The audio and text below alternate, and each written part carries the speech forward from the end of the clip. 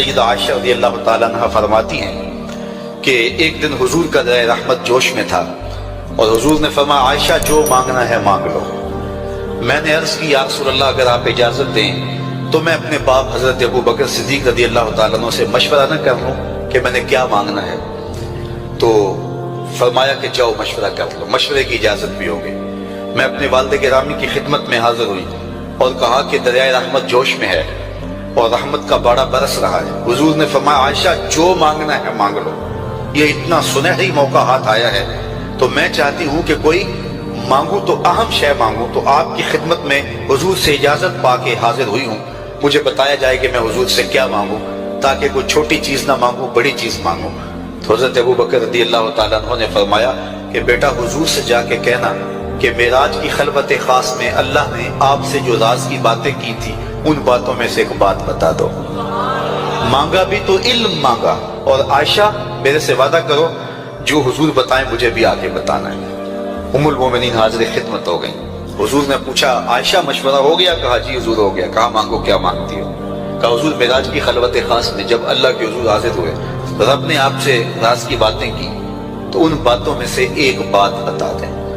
حضور مسکرا پڑے، اس بات پہ مسکرائے ہوں گے میرے یار غار کا انتخاب کیسا ہے، یا اس بات پہ مسکرائے ہوں گے کہ راز کی بات بتا دوں تو راز راز نہ رہا، لیکن وعدہ کیا تھا۔ کہا عائشہ سنو، جب میں قرب خاص میں پہنچا تو میرے مالک نے مجھ سے راز کی جو باتیں کی ان میں سے ایک بات یہ تھی محبوب تیری امت میں سے کوئی شخص کسی شخص کا ٹوٹا ہوا دل جوڑ دے تو میرے اوپر لازم ہے بغیر حساب کے جنت عطا کرو۔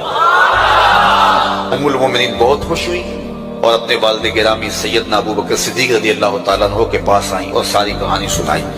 بہت خوش تھی، لیکن حضرت ابو بکر صدیق رضی اللہ تعالیٰ عنہ نے سنا تو رونے لگے۔ تو ام المومنین سیدہ عائشہ رضی اللہ تعالیٰ عنہ نے عرض کیا میرے والد گرامی یہ بات رونے والی تو نہیں ہے، ہم بسا اوقات کسی دکھی کے کام آ جاتے ہیں، کسی کا دکھڑا بیٹھ کے سن لیتے ہیں، کسی کی ڈھارس بنا دیتے ہیں، کسی کے کام آ جاتے ہیں، یہ تو بخشش کا بہانہ ہاتھ آ گیا اور آپ اس پہ رو رہے ہیں۔ تو فرمانے لگے عائشہ اس کو معکوس بھی پڑھو، تصویر کا دوسرا رخ بھی دیکھو، اگر کوئی شخص کسی کا ٹوٹا ہوا دل جوڑ دے تو بغیر حساب کے جنت میں جائے گا، اس کا دوسرا رخ یہ ہے اگر کوئی کسی کا دل توڑ بیٹھے تو سیدھا جہنم میں جائے گا۔ میں اس بات پہ رو رہا ہوں کہ ہم سے کسی کا دل نہ ٹوٹ گیا ہو۔ تو آج کی اس مجلس کے اندر کیا یہ دو باتیں میں اور آپ اپنے پلے باندھ سکتے ہیں؟ ایک کا تعلق حقوق العباد سے ہے اور ایک کا تعلق حقوق اللہ سے ہے۔ حقوق اللہ میں سب سے اہم چیز نماز ہے اور پہلا سوال قیامت کے دن نماز کا ہی ہوگا۔ بلکہ حضور نے معراج میں جو مختلف مظاہرے دیکھے ان میں ایک چیز یہ بھی دیکھی، کچھ لوگوں کے سر پتھر سے کچلے جا رہے تھے، پھر صحیح ہو جاتے، پھر کچلے جاتے۔ جبریل سے پوچھا یہ کون لوگ ہیں؟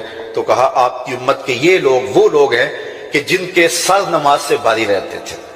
نماز کا کہو نہ بے نمازی کو، تو وہ پہلا بہانہ تو یہ لگائے گا کہ میرے کپڑے ٹھیک نہیں ہیں۔ میرے بزرگ فرمایا کرتے تھے تیرے کپڑے کیسے پاک ہو سکتے ہیں؟ تو رب کے حضور جھکنا نہیں جانتا، آ اس کے حضور جھکنا سیکھ لے، وہ تیرا لباس بھی پاک کر دے گا، تیرا دل بھی پاک کر دے گا۔ تو دوسرا بہانہ یہ ہوتا ہے کہ ہفتے کو شروع کروں گا جی، پہلی تاریخ سے شروع کروں گا۔ یہ وہ بندہ کہہ رہا ہے، ہفتے کا وقت وہ دے رہا ہے جس کے پاس ایک لمحہ بھی اپنا نہیں ہے، جس کو یہ نہیں پتا کہ اٹھنے والا اگلا قدم کہاں ہوگا۔ وہ کہتا ہے انشاءاللہ ہفتے سے شروع کروں گا، فجر سے شروع کروں گا۔ میاں اللہ کے حضور بلاوا 5 وقت ہمیں آتا ہے، حی علی الصلاۃ حی علی الفلاح۔ کتنے بدبخت ہیں کہ جو اس پکار پہ اٹھ کے اس کے حضور حاضر نہیں ہوتے۔ 5 گانا نماز شعار زندگی بنا لو، اور ہم یہ پکا عزم مصمم کر کے اٹھیں، اتنے زور سے ہم ارادہ کریں کہ شیطان بھاگ جائے، ہماری ہوا سے بھی بھاگ جائے۔ یہ تو اتنے پختہ ارادے کے ساتھ عزم کر کے جو ہے وہ آج ارادہ کر کے یہاں سے نکلے ہیں کہ وہ فجر کے وقت ہمیں بہکانے میں کامیاب نہ ہو، ادھر اذان پکارے ادھر ہم دوڑتے ہوئے اللہ کے گھر کی طرف پلٹ آئیں۔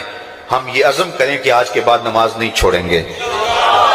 اللہ مجھے آپ کو 5 گانا نماز کی توفیق نصیب کرے اور ہمیں توفیق نصیب کرے کہ ہم کسی کے دل شکستگی کا سامان نہ کریں۔ ٹوٹے ہوئے دل جوڑ سکیں تو ضرور جوڑیں، اور کسی کا دل توڑنے سے ہم گریز کریں۔